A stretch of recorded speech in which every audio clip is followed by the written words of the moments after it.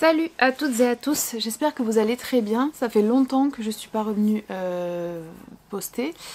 Je dois vous avouer que là, je suis tellement fatiguée, je rentre du travail, de faire des courses, de récupérer des colis, de nettoyer l'appartement, mais il est important que je filme.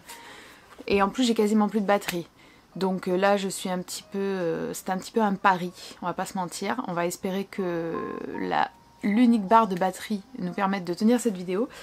Qui est à lecture récente, ça faisait longtemps que j'en avais pas fait et j'avais hâte de venir vous en parler. Alors malheureusement, vous voyez, il y a déjà pas mal de livres, donc je vais me tenir au livre de janvier.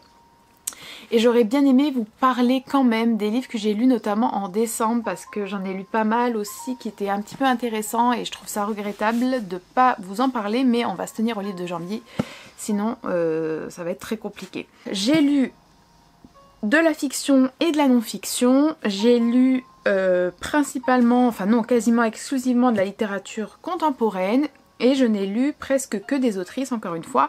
Et j'ai lu des livres que j'ai beaucoup aimés ainsi que des livres que je n'ai pas du tout aimés, donc on va, je pense, avoir pas mal de choses à dire. Je vais commencer par la non-fiction avec vous si vous le voulez bien. Alors, dans le cadre du cercle féministe, j'ai lu La parole aux négresses d'Awa Thiam, dont je ne vais pas beaucoup parler étant donné que l'objectif c'est de discuter ces livres en live tous les 2 mois avec les personnes qui ont souscrit à la chaîne et qui participent au club de lecture féministe, donc au cercle féministe. C'est un essai un petit peu hybride qui est à la fois un recueil de témoignages, des pensées un petit peu hétéroclites de la sociologue Awa Thiam qui a écrit cet essai, des considérations principalement sur alors j'ai même pas envie de dire le quotidien, mais un petit peu le quotidien, mais aussi et surtout j'ai envie de dire les violences sexuelles que sont l'excision, les mariages forcés, les mariages arrangés, subis par principalement les femmes en Afrique de l'Ouest, avec un focus notamment sur le Sénégal, le Mali, la Guinée, si je ne me trompe pas. Je vais pas vous donner mon avis, étant donné que c'est pour le cercle féministe. Disons que c'est un ouvrage qui m'a un petit peu intriguée par sa forme, par sa structure, par son objectif peu clair à mon sens, mais qui est quand même intéressant et franchement parfois très difficile à lire, notamment sur les mutilations génitales féminines. J'ai trouvé que c'était vraiment très très dur.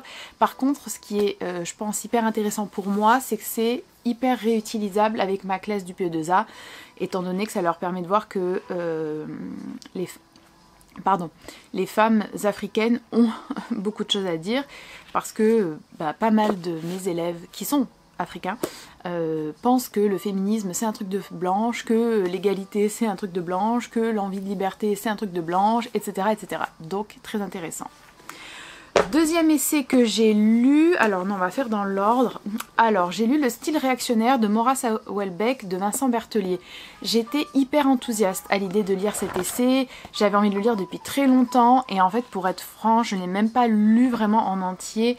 Alors, en fait je me sens toujours un petit peu mal de dire du mal, enfin pas du mal, mais d'avoir une critique négative des essais parce que je sais pas.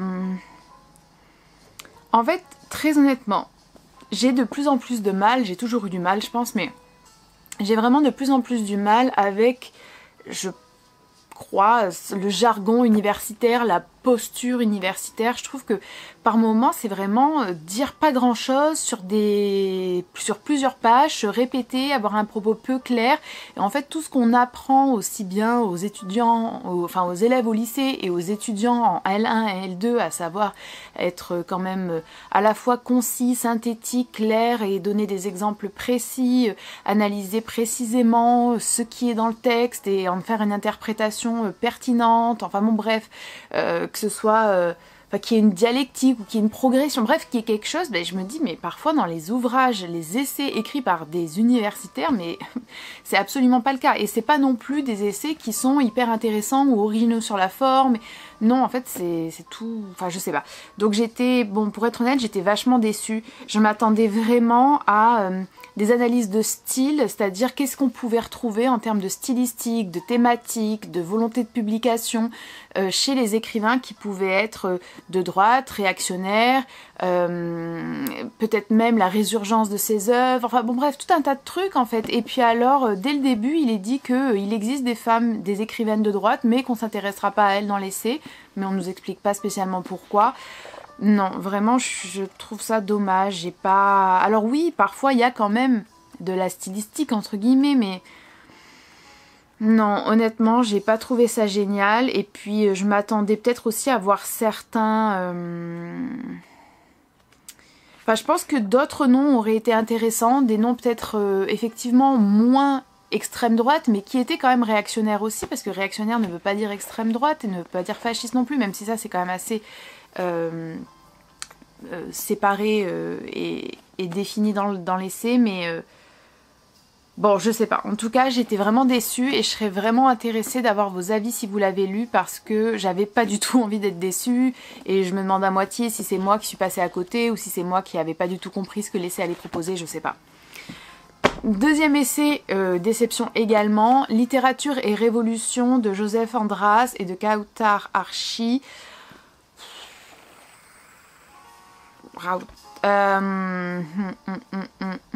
Qu'est-ce que je peux vous dire? En fait, pareil. Alors là, j'ai aimé, j'ai pas aimé grand chose. La forme ne fonctionne pas du tout, je trouve. En fait, c'est une forme de dialogue mise en scène sans, je trouve, ni fulgurance, ni spontanéité, ni proximité entre ces deux auteurs qui pourtant apparemment se connaissent, se fréquentent et s'apprécient. Je trouve que... en fait, je trouve qu'il y a une inégalité criante, il me semble, de pertinence et de maturité entre leurs deux analyses. La prise de parole est inégale aussi. Bon, ça va un peu dans tous les sens et finalement, je trouve que ça parle très peu de littérature, alors que le titre, c'est quand même Littérature et Révolution. Vraiment énorme, enfin vraiment grosse déception, j'ai pas du tout trouvé ça pertinent ni intéressant, ça aurait pu être peut-être une conférence, pourquoi pas, mais enfin non, vraiment, encore une fois, si vous l'avez lu, je veux bien avoir votre avis. Moi j'ai trouvé ça décousu, manque de cohérence, manque de pertinence, manque de projet, pas en adéquation avec le titre, parfois vraiment un petit peu... Bon bref, non, j'étais pas du tout convaincue et je pense que Joseph Andras, lui, il a, il me semble, des réflexions qui sont intéressantes, mais qui auraient gagné à être dans un tout autre format. Et honnêtement, Kautar Archi, oui, il y a des choses où voilà, elle apporte quelque chose qui est intéressant et qui parle sans doute à pas mal de personnes, hein. Mais moi je trouve que le niveau est... Je sais pas, enfin vraiment je vois pas... C'est de l'ordre de la conversation qu'on peut avoir avec des amis autour d'un café. Enfin je sais pas, vraiment j'ai pas compris. Donc éclairez-moi si vous le voulez bien. Et, pardon. Ensuite, encore dans la non-fiction, mais tout autre, j'ai lu Le viol du silence d'Eva Thomas, qui est cette fois-ci un témoignage. Donc pas un essai, mais un témoignage. Eva Thomas, c'est une femme qui a été prof, qui a été travailleuse sociale. Elle a créé SOS Inceste et elle témoigne de l'inceste qu'elle a subi de la part de son père dans ce livre qui est... Alors là pour le coup, c'est comme quand j'avais lu Le consentement de Vanessa Springora, je suis vraiment pour le coup pas du tout à l'aise avec le fait de formuler des critiques qui soient un petit peu négatives. En fait, vous savez quoi, je viens de lire texte intégral ici et mon cerveau a lu texte inégal. Je lis souvent, je suis pas dyslexique, mais je lis souvent des mots qui n'ont pas de rapport avec les... Enfin voilà, bref. Et en fait c'est ça, c'est un texte inégal. Autant il y a des moments qui sont d'une puissance et d'une violence dans l'écriture qui est vraiment impressionnante et qui vous attrape. Il y a aussi une clairvoyance et un courage à dire des choses qui sont presque indicibles. Il y a une finesse de l'analyse psychologique, notamment de l'incesteur, et puis par moments c'est quand même très long, très redondant, très répétitif, on s'enlise, et en même temps vous me direz, est-ce que c'est pas en adéquation avec le trauma et les conséquences d'un tel trauma? Oui, sans doute, je ne regrette pas de l'avoir lu, mais Bon, je sais pas si je le conseillerais fortement, je l'ai pas trouvé facile à lire en fait, voilà. Pas parce que le thème est difficile, mais parce que il me semble que, enfin je sais pas, l'écriture était un petit peu sinueuse et vraiment, j'ai l'impression d'être un peu embourbée parfois dans le texte, mais il y avait quand même des moments très très beaux, il y avait des réflexions intéressantes et un courage qu'il faut souligner, je crois, voilà. Alors, passons à la fiction. Est-ce que vous voulez que je continue dans les livres que je n'ai pas aimés? Eh bien, viendra Le Temps du Feu de Wendy Delorme. Alors en fait, je l'avais acheté au début pour ma mère. J'avais plus du tout capté qui était Wendy Delorme. Du coup, et je m'en suis rendu compte après avoir lu le livre. Je me suis dit, ah, je comprends mieux. Et finalement, je l'ai lu, je l'ai pas donné à ma mère. Mais heureusement, parce que ma mère n'aurait pas du tout aimé. J'ai trouvé ça... nul. Je suis désolée. Alors en fait...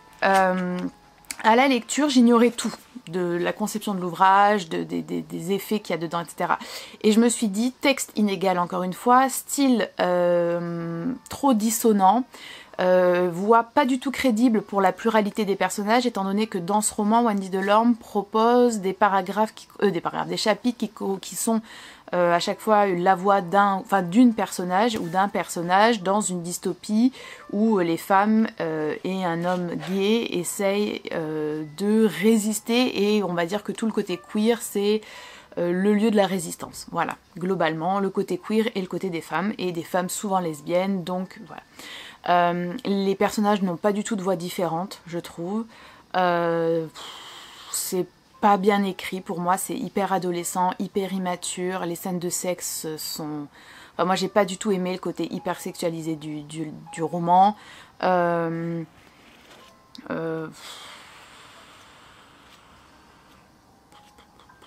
Il y a des passages où je me suis dit mais qu'est-ce que c'est ça, ça nous sort complètement du roman, ça a pas, enfin c'est artificiel, c'est faux, et en fait après l'avoir lu je me suis dit oula c'était vraiment nul. Je suis allée lire un peu plus sur cet essai, et sur ce roman, et apparemment Wendy Delorme a pioché des extraits de différents essais, dont des trucs de Paul Preciado, là où je sais plus comment il s'appelle, enfin comment il s'appelle, et bah en fait ça marche pas du tout. Donc non, j'ai trouvé ça vraiment mauvais, et voilà, en réalité s'il n'y avait pas des femmes et des lesbiennes et des queers, des trans, des non-binaires, des que sais-je à tout coin de page, bah je pense que ce roman serait tombé dans des oubliettes. Vraiment, j'ai trouvé ça mauvais. Voilà, ça faisait longtemps que j'avais pas trouvé des livres mauvais, bah voilà. Ensuite, j'ai lu beaucoup en retard Blackwater de Joyce Carol Oates, que j'ai beaucoup aimé, qui m'a énormément touchée. Ce que j'ai aimé dans ce Joyce Carol Oates, c'est que j'ai retrouvé ce que j'avais beaucoup aimé dans Rape a Love Story ou dans Daddy Love, c'est-à-dire un format court qui joue beaucoup sur la répétition, sur la répétition de mêmes motifs ou de même bout de l'histoire, chapitre après chapitre, en affinant tel ou tel détail, en venant préciser un petit peu la lunette d'écriture, des réminiscences, beaucoup de jeux avec la temporalité, avec l'implicite, les rapports de domination homme-femme, la sexualité trouble mais jamais vulgaire ou ridicule comme Wendy Delorme, une écriture que moi j'apprécie énormément, donc j'ai beaucoup aimé Blackwater. J'ai pleuré un petit peu à la fin, étant donné que je vais pas vous spoiler parce que vraiment... en fait c'est le récit quand même d'une... Bon, je pense que c'est pas vraiment un spoil si je vous dis ça, c'est le récit d'une mort lente. Et l'une des pires morts je pense. Et c'est magnifiquement écrit. Enfin vraiment moi j'ai beaucoup aimé. Et ensuite j'ai lu 2 gros pavés. Alors j'ai lu Le Chant des regrets éternels de Wang Annie dans le cadre du club de lecture de Nabolita. J'ai pas trop aimé, et en même temps, bon, je suis quand même contente de l'avoir lu. En fait, bon, vous le voyez, il est long et je trouve qu'il y a vraiment des longueurs. J'ai pas du tout aimé la manière dont les relations entre les personnages féminines étaient décrites, et même enfin, tout simplement la nature des relations entre les personnages féminines. Et c'est toujours des relations qui foirent, que ce soit entre mère-fille, que ce soit entre amis, que ce soit entre voisines, enfin vraiment, bon je suis désolée mais je suis vraiment fatiguée de ce genre de choses, pas dans un souci d'angélisme ou quoi que ce soit, mais bien sûr qu'il y a des femmes avec qui on s'entend pas, mais moi les femmes que je connais et la femme que je suis, on a majoritairement très bonne relation avec les femmes en fait. Nos meilleurs amis sont des femmes, on peut très bien s'entendre avec nos sœurs ou avec nos mères ou avec nos cousines ou avec nos grands-mères. Enfin bon bref, donc j'ai trouvé ça dommage. Il y avait quand même des choses intéressantes, notamment sur le rapport peut-être à la beauté, la psychologie d'une femme qui est parfois très complexe et donc assez... enfin, loin de tout stéréotype, et en même temps il y a d'autres moments où pas du tout. Le temps qui passe, c'est une thématique que j'aime tout particulièrement, même si elle me déchire le cœur à chaque fois, et là c'est effectivement l'un des points principaux du roman. L'utilisation des descriptions s'insère mal, je trouve, dans le roman, mais dénote quand même d'une créativité littéraire qu'il faut souligner. En fait, je regrette aussi que la dimension politique, enfin que finalement on pressente, on a conscience, mais très très diffusément, des transformations, des mutations politiques qui se jouent, mais jamais clairement. C'est un peu dommage. Je pense que ça aurait donné une autre ampleur au roman et que certains passages en fait auraient vraiment pu être remplacés par ces éléments politiques là. Donc voilà. Et ensuite, j'ai lu The Secret History de Donna Tartt. Et j'ai, à votre avis, eh bien j'ai adoré. Alors adoré, je sais pas, en fait au début je me disais, j'aime pas trop, c'est pas pour moi. C'est un peu adolescent comme écriture. Et puis en fait après, à un autre moment je me suis dit, mais est-ce que je suis censée trouver ça un peu drôle? Est-ce que je suis censée me moquer un tout petit peu des personnages? Et puis après je me suis dit, non mais en fait je me suis plus rien dit. J'ai lu, j'ai été prise par les personnages, par l'histoire. J'ai trouvé ça vraiment bien fait, bien écrit, bien amené, avec des zones d'ombre qui ne s'éclaircissent jamais. Et pour le coup, moi j'aime bien ça. Et là, je trouve que c'était vraiment vraiment bien fait. Et la fin, j'ai pleuré. Bon, je sais pas ce qui m'arrive, je suis pas sûre qu'il y ait beaucoup de gens qui pleurent à la fin, mais moi ça m'a un peu fait pleurer. Je sais pas, il y avait un côté... Alors, je vais pas dire que je me suis retrouvée dans les personnages, mais il y a un truc quand même qui m'a un peu touchée, je crois. Ouais, peut-être le côté de qu'est-ce que c'est que cette vie, elle qui est médiocre, et comment on s'en accommode et comment on place un masque sur notre visage pour... Enfin, je sais pas. En tout cas, j'ai vraiment, vraiment aimé. J'ai beaucoup aimé l'écriture de Donna Tartt. J'ai l'impression qu'il a fallu que je m'y habitue. Je vais pas vous mentir. Au début, j'étais quand même assez mitigée. Et je pense que... non, vraiment, j'ai beaucoup aimé. J'ai vraiment, vraiment beaucoup aimé. J'étais surprise, en fait. J'étais très, très intriguée. Même après avoir refermé le roman, ce qui est quand même assez rare. Et donc, j'ai acheté... Alors j'ai acheté un autre mais qui n'est pas arrivé, ou je sais pas ce qui s'est passé. J'ai acheté The Little Friend de Donna Tartt également, qui est lui aussi une brique, écrit tout petit. Je sais même pas si vous pouvez voir, mais c'est vraiment petit. Et j'essaierai de le lire assez rapidement. Je verrai ce que j'en pense. Mais en tout cas j'ai adoré. Franchement j'aurais presque aimé ne pas le lire pour pouvoir le lire maintenant.